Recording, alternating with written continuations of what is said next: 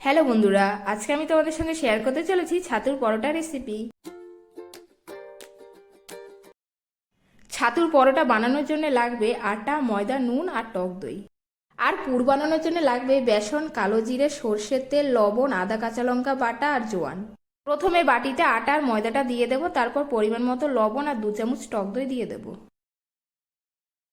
তো বন্ধুরা, আমার ভিডিওগুলো যদি তোমাদের ভালো লেগে থাকে তাহলে অবশ্যই লাইক, শেয়ার অ্যান্ড সাবস্ক্রাইব করে দেবে। তারপর উষ্ণ গরম জল দিয়ে ময়দাটাকে মেখে নেব।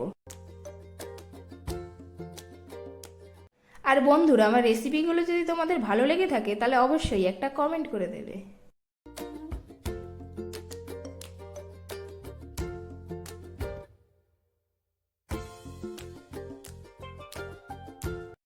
তারপর একটা বাটিতে পরিমাণ মতো বেসন আর লবণ দিয়ে দেব। এরপর দেব কালো জিরে, সর্ষের তেল, আদা, কাঁচা লঙ্কা বাটা আর জোয়ান। তারপর ভালো মতো মেখে নেব। আর মেখে নিলেই রেডি পরোটার ভেতরে দেওয়া পুরটা।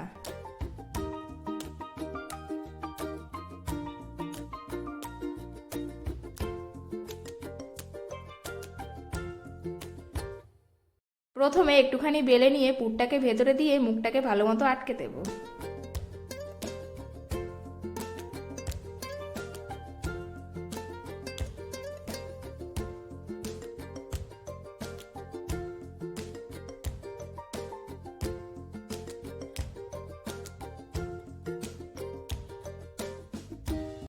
তারপর হালকা হাতে পরোটাটাকে বেলে নিতে হবে।